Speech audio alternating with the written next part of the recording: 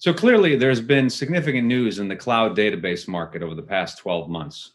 Holger, give us your perspective on some of the key industry developments. Yeah, it's really interesting, Steve, because the cloud has actually liberated the database, right? With infinite computing being available for the cloud, with cheap storage, with cheap compute, and the fact that all of a sudden database vendors like you, Oracle, have to run this for customers, have led to this thing where they've become self-driving, or if you call them, have become autonomous, right? The infinite compute of the cloud has really liberated the database technology. And so where do you see Oracle fitting in with its autonomous database vis-a-vis all of its principal competitors?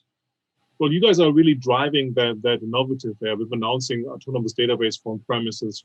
And nobody, that's the fascinating thing, has really answered that from the traditional competitors on premises, right? There's been no response on the IBM side, no response on Microsoft SQL Server side. You expand upon that, George. What are the top three things, for example, that Oracle currently offers with autonomous database that you can't get anywhere else? Our first big focus was making it autonomous, making it, when we released the product, what we talked about is you shouldn't need to do any operational management of a cloud database. You don't have to worry about provisioning or backing up or any of these operational things that DBAs usually do. So one benefit there is you could just potentially save labor.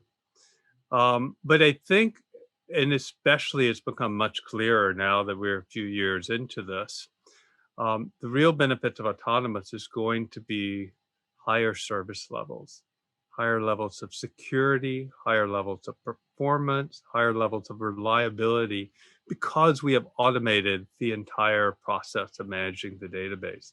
That is going to be something that's going to be a strategic differentiator that we see for data management moving forward. One of the things that we do with autonomous databases, we do online patching. So the ability to patch without taking the database down. Because we do online patching, we patch pretty frequently. We patch roughly every 1 to 2 weeks. And we compare that to someone who's used to managing their database on premise. Maybe they were patching every quarter, sometimes less often than that. That's one approach, how we've really done things differently with autonomous. Maybe a second one, and this ties into, some advanced technology like machine learning. With autonomous database, you should not need to tune your database. Well, folks who've used Oracle for a long time know that Oracle databases use indexes. Does that mean that they don't need to create indexes? So one of the features that we have in autonomous database is automatic indexing, where Oracle is going to really, using the principles of AI and an expert system, is going to examine your database running workload, determine what indexes need to be built, test out those indexes for you, and if they are providing benefit, implement those indexes. And George and Holger, if I recall correctly, when we ran an analysis of automatic indexing versus manual indexing, we found that when we take a look at, for example, at NetSuite, they created the 9,000 indexes over 15 years to try to optimize it for Oracle database. We then dropped NetSuite on autonomous database, and automatic indexing created 6,000 indexes in 24 hours and delivered superior performance. That's your power of machine learning. And many years of the good Oracle DBAs at NetSuite trying to run NetSuite as fast as possible, because why would they run it slow, right? And it's a very powerful showcase. I remember when you guys wrote about it, spoke about it, right?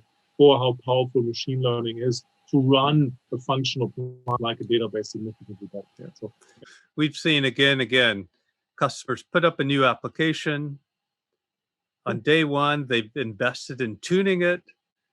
But, 6 months down the line, it has different data volumes. The users have started running different types of queries.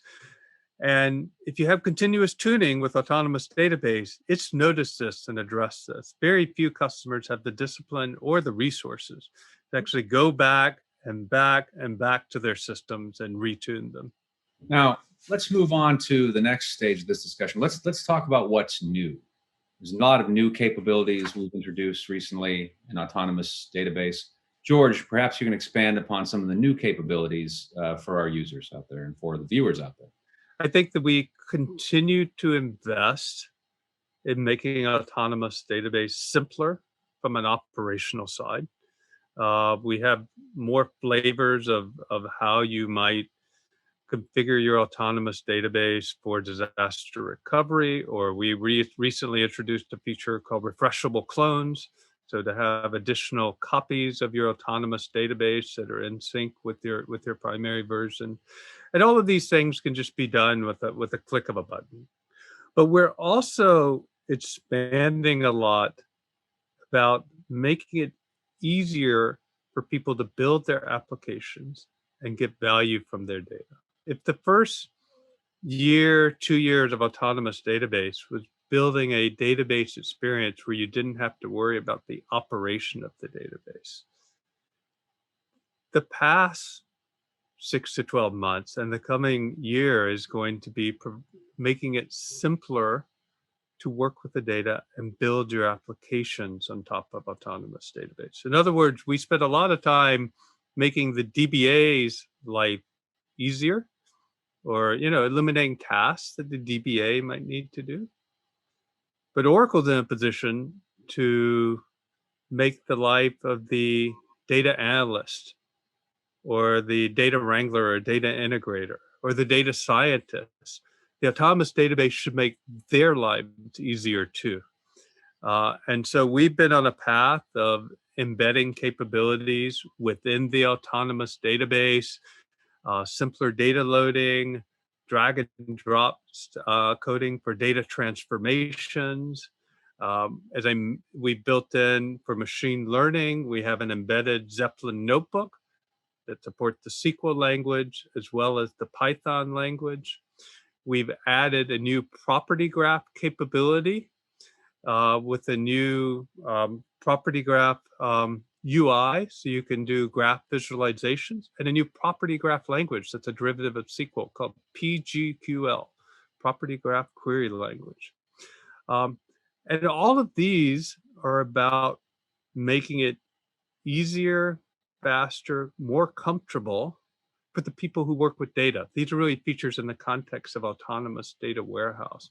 So we believe that we can not only make a database easy to manage or make a database essentially self-managing, not requiring sort of an operational DBA, but the cloud database should be easier to use in general, faster to build your applications, quicker to load your data, delivering higher data quality, even for non-professional or non-IT users. We think this is going to change how people perceive what a cloud database should be. A cloud database is not just a place, sort of a network endpoint that you run SQL. It should be the place where you experience and manage data. It's a cloud data management service, not just a database that is installed on the cloud. And we think that that involves the tooling, the complete sort of end-to-end experience of working with data that we're building into autonomous database. George, because you've been saying cloud database all the time, right? That cloud database can run on premise so you wish. Yes. Right. That's the very, very important differentiator and the uniqueness of Oracle at the moment, that you bring all this wide variety of suite level cloud database, cloud capabilities and database capabilities together with the freedom to deploy. That is a big difference. Yes, I think we very much have the view as we build on our cloud platform with our cloud customer, gives us the vehicle to deliver the exact same functionality on premise. Okay, gentlemen, thank you for your comments. And thank you for our viewers for joining us today. Thanks for having us. Okay, thank you, Steve.